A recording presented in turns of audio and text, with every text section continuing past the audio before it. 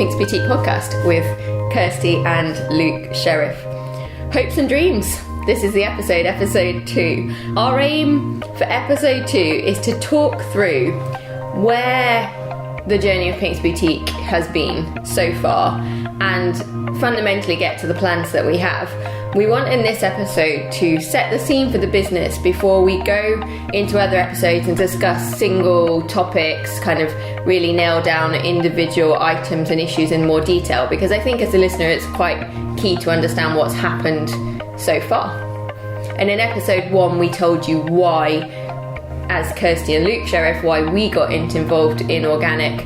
But after that decision was made and the products were formulated and we were ready, how did it all start and when did it all start? So after our initial realisation that there was room in the market for an organic spa brand, back in 2009 while we were training students in our Pinks Academy school, 2,000 a year, we were looking around and putting together our branding document, and we came up with what we still are, which is the UK's first complete range of certified luxury organic spa products and treatments. However, while we were planning our launch, which was at XL early that year in February, we really had in mind our target audience being those salons and therapists that we've been so used to training. I suppose in a way the mass market. And there we were on our show stand, one of the highlights of the whole trip so far. It was beautiful and very big. But we also ended up sitting in our lovely armchairs, which we brought from our front room earlier that day. Carried by Luke. Yeah, it was a very, very long pre-show setup, which seems like it lasted 3 days. We had the likes of Radisson, Center Parcs, Galeries Lafayette from France, really big brands interested in it. And I suppose it made us realise how early on, but how keen people were to learn and engage with organic skincare and spas. And so we came back from that show with a huge amount of follow-up to do and a massive job to try and sort of stretch ourselves beyond where we thought we might be. It wasn't the only surprise that we received early that year in 2009, and it wasn't the only stretching that Kirsty went through. We did the show stand, we also did another one in the April, and I was starting to feel decidedly weird, and then relatively unexpectedly found out that I was pregnant while I'd been hulking show stands around. And as you can imagine, launching a skincare business and then having your first baby weren't the perfect combination. However, as is always in life, you don't always get it in the perfect combination. And so 2009 to 2010 became, for me, about growing a baby, but also about still, although we'd had our launch, really still getting everything ready. People always say to me, when did the business start? And for me, I don't actually think it was truly ready at that point. So we spent the rest of the year preparing to have Layla and preparing the business so that we were comfortable when we were working into sales meetings that we had the right offering. Absolutely. When you start any business, it's a massive learning curve. And I think the first 18 months was exactly that for us. Obviously, learning how to look after a child is massively challenging in itself. But we had two. We had our baby, which was Layla, and our baby, which was a business. And they were both changing very fast in terms of scale. Pink's Boutique grew very quickly early on, but we were still finding our feet. I was still playing rugby full-time in Nottingham, which involved 2 or 3 days training a week, games at weekends, so finding time in the evenings. We had a sort of ritual of putting Layla to bed at 7 o'clock and then working from about 7 to 11 at night, which is, again, what every new business owner sort of needs to do. And it was actually a very productive time, but it was a very fast learning curve, as I said. And it sort of dragged us about a bit from our original concept of being a professional brand. We actually ended up with some opportunities that we decided we should try out. We were very clear, and because I think I have grown up in the professional hair and skincare market, my grandparents were hair and beauty wholesalers, my mum and dad were hair and beauty wholesalers, I was third generation. For me, professional meant professional, and it still does. And one of the things, and we'll probably do an episode on this one day, the debate of professional versus retail. I was adamant that it was never going to be a retail brand, but we ended up with some opportunities. Whole Foods Market was probably the most obvious one. So Whole Foods are the amazing chain of American organic stores that had come to London for the first time and set up their High Street Kensington store, which was one of mine and Luke's hangouts when we went through the organic rugby awakening. And Whole Foods wanted us to do a pop-up manicure pedicure bar because we were and still are the only certified Soil Association manicure pedicure range. And it just goes to show that was a very interesting story how that came about. So Kirsty, very early on in she wasn't on maternity leave at that point. Kirsty's maternity leaves don't tend to last more than about 8 weeks. In the summer after Layla was born, went to France with Motti and Rhythm's House to present the concept of an eco spa. So everything from the sauna to the swimming pool to the muslins and toweling used, and obviously the products. So there we were with our products on this. Where we were in a show stand in France that nobody had told me that nobody was going to speak any English, and that suddenly all of a sudden my A-level French came in very useful. Absolutely, and Kirsty had actually popped off for a break. Very rarely that happens, and when she came back there was a card on our products which said, "This is exactly what I've been looking for. Please contact Ines Hamides at Whole Foods London." And that just goes to show you just don't know where these opportunities are going to come from. We're also going to aim to do an episode with Ines. She is wonderful and still one of the most wonderful people I know. And so we ended up doing pop-up nail bars for High Street Kensington, which they absolutely loved. They went really well, and they were very, very seriously considering and made us do an awful lot of serious work of having proper functioning nail bars. And for us it was a dream. It was high street retail, but sticking to the ethos. And so we had an amazing time planning and trying to work it out. And we love building things, so we got to build our own nail bar on the shop floor in Whole Foods and attract customers and staff, and we had a really productive couple of days over the Easter that year. Yep. And then they were at their point of launching their second store, which is the Piccadilly one, just off Glasshouse. And I completely designed for them that treatment room. Unfortunately, it doesn't exist now. They've taken it away and expanded the store. But that ultimately became the scenario, is that Whole Foods really wanted it as an idea, but as a retailer, we're really battling with the concept of generating revenue from a treatment room versus the square meterage and generating revenue from actually selling product. And it was at this point we realised, because of the breadth of knowledge we had in teaching people over all the years and our competence in spas and our spa decor, which we'll come back and talk about in a minute, we actually ended up as consultants for a number of brands. Not only Whole Foods in terms of designing their treatment rooms, we did it for Cupcake Spa, which is a fantastic concept which was linked to basically somewhere where mums could go, they'd get coffee, the kids would be looked after, there'd be yoga classes, and it was really a place to make their life easier. But we ended up consulting on their treatments. And I would say by 2012 we got ourselves to use one of my mum's phrases, we felt in a bit of a pickle. Not in a bad way, but we had such multiple capabilities. We had the training schools behind us, so we still held all the teaching accreditation. So we were getting contracts with people like Bannatyne Spa. I think at one point I trained about 300 of them to Brazilian wax over a number of months.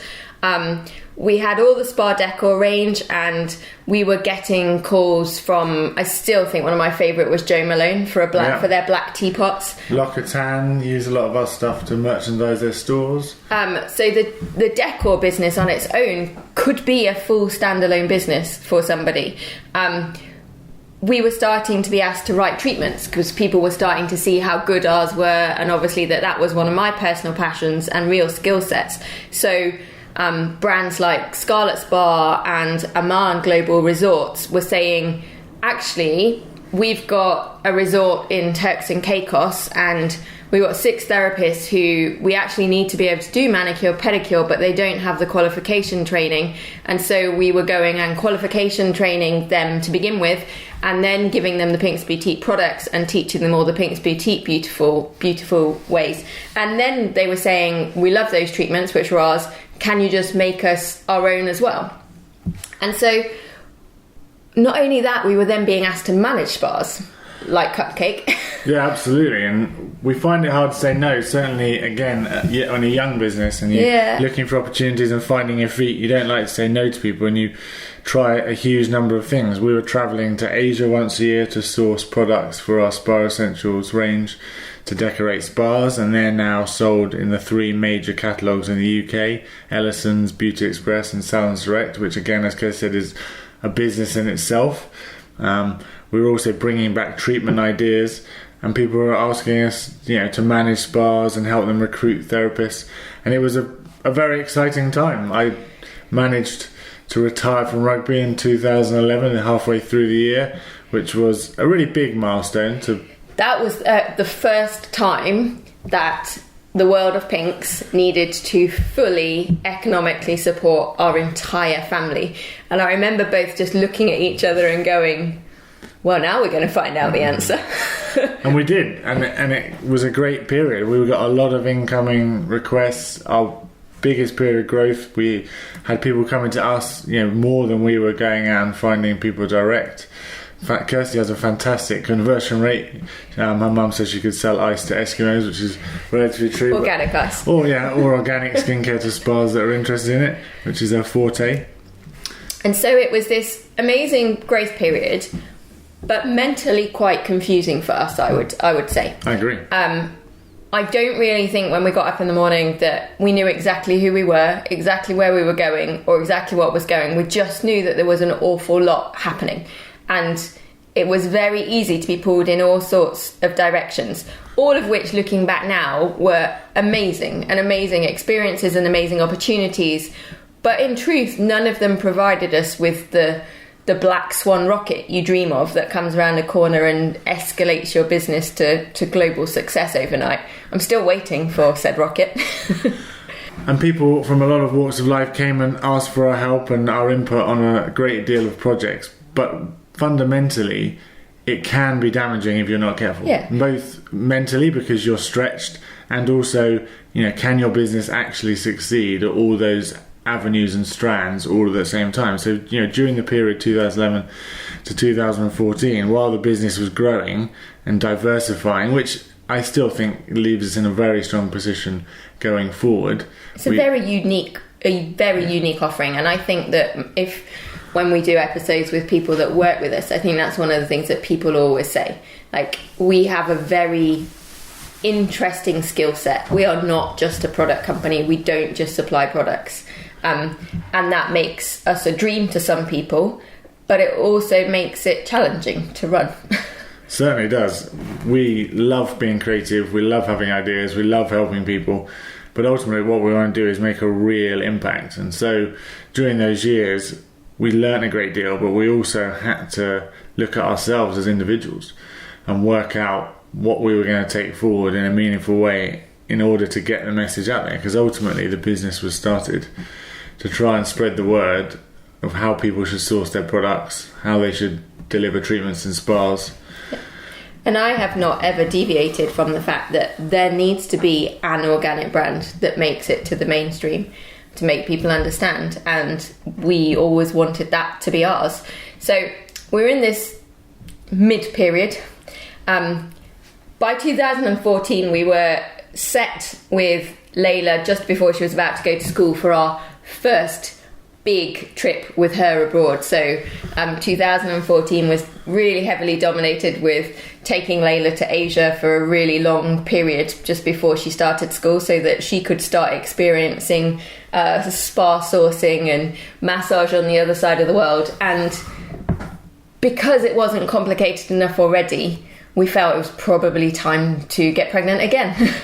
That's right. I mean, it's interesting when we talk about the life cycle of our relationship. Businesses have a life cycle, and there's a great book called The E-Myth, which describes businesses as essentially children, and in their early years they sort of grow very quickly, which is what happened to us. But then you have these adolescent years, which are a bit confusing, and actually that's what happened to us, which is that middle period. And then what you really want is to grow up and mature. And so obviously before we could do that, we decided to have Charlie, which was our second hiatus, because we're very committed to our family, and we take a year out in terms of looking after them without any childcare, in their early in very important developmental years. So he was born in February 2015. I got a little bit longer maternity leave when he was born. Do you want to tell them that? How you conned yourself into that? How long did I have in the end? 12 weeks. Oh. Yeah. Only because not only did I have him, I also broke my knee and ended up having to have a knee operation. Kirsty does like to exaggerate, but a 20-year-old netball injury, probably the height of her sporting prowess, came back to haunt her. So yes, when you were due to come back in the May, you had to go in for an op, so that kept you off till the June, which again wasn't a bad thing in terms of giving you headspace and the opportunity to look forward. When you look back now, I would probably say that for really 2015 was completely depleted by Charlie. As Luke said, it's always a challenge when you both work as to how you're going to look after your child, and we've relied very strongly on nurseries, but we had this just personal belief we didn't really want either of them to go before one. So that first year is always quite a challenge, because at one point or another one of us has to be looking after them. So really that's probably 2015 in my mind. We managed to keep Pink's Boutique running. Well, don't beat yourself up. It's not bad if in a year where you consider yourself depleted, we did actually take on the contract to supply the John Lewis and Beauty Spa. So obviously at the beginning, yes. Kirsty mentioned the concept of remaining professional and not supplying direct into retail for lots of reasons, really. It's a difficult market, but more importantly, our expertise is in training therapists. The sort of knowledge that is required for our products is best delivered by someone that uses them every day, understands the therapeutic value, and that's where therapists are a real strength. So we hadn't ever really looked at retail. We'd had opportunities with Whole Foods, as we said, to have pop-up stores and do treatments alongside it. But we had never, ever, still haven't directly approached Selfridges or John Lewis or Debenhams or Harvey Nichols. And we, via a consultancy in the Regis Group, got an invitation that landed on our desk just as I was about to pop with Charlie to pitch for John Lewis's first ever concept spa, which I think, as I remember, ended up with me 4 weeks in after having had Charlie still breastfeeding, having to be in John Lewis headquarters, massaging someone. With my extra weight, I was probably quite good. It's true, and in fact the head buyer for John Lewis at that point in the retail division was questioning, why haven't you come to us before? We'd be really interested. And Kirsty stuck to her guns, and I think that was the point where we realised we were maturing as a business, the ability to actually say no to opportunities that didn't match with our goals. So 2015 wasn't a complete write-off. Okay, so 2015 as Charlie and John Lewis gig opened in their first store, Birmingham, opened in October 2015. And very excitingly, this week, we are about to go up and set up for the second store, Leeds, which again is a whole different episode, the development of John Lewis, but it has so far gone really, really well from us. We've really impressed them to the point that they are extending Leeds to take on our full ranges, whereas Birmingham was just our body and waxing.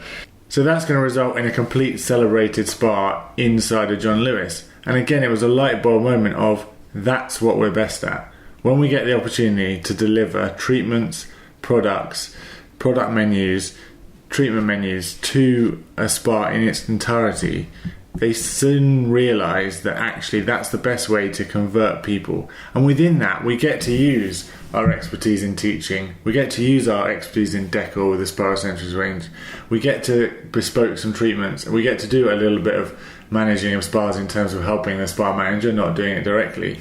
And it was an absolutely great moment when we came full circle and realised actually what we set out to do and what we have now are the same things, which is deliver the UK's first complete range of certified organic luxury treatments for spas and for their customers.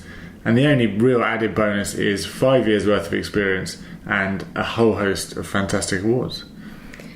A little bit of learning along the way, a list of failures to improve on, and that brings us to 2016. Essentially, our family unit is eventually as it planned. This is us now. We are a family of 4. That is not going to change.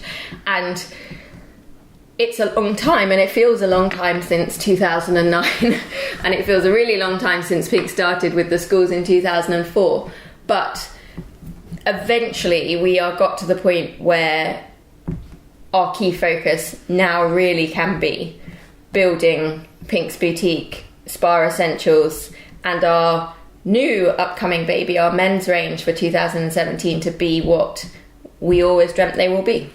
So yeah, after some soul searching and a lot of hard work, we're here, we're committed, we've got a 10-year plan, and we're going to be putting ourselves forward. We've been very lucky in the past that we've had a lot of opportunities come to us, but now we realise exactly how good an offering we have and how much we can help people who need it. We're going to be there, and we're going to be considerably more direct and out there in our approach. So from now on for Pink's Boutique, we have an outgoing sales force and team. We have a very distinct, strong social media and online plan, which includes these new podcasts. Absolutely. And we have a very definite idea now of exactly who our model and target spa and audience is. And what we are going to do is do everything we have in our creative power to help their clients understand what the hopes and dreams and ideas are behind this brand and for their skin. Fantastic. So we hope you've enjoyed our podcast this week. We'll be back shortly, hopefully with some exciting interviews which we've got lined up, talking a little bit more in depth about organic spa treatments and general well-being. Thanks for listening, guys. It's Kirsty and Luke from Pink's Boutique. We'll speak to you soon.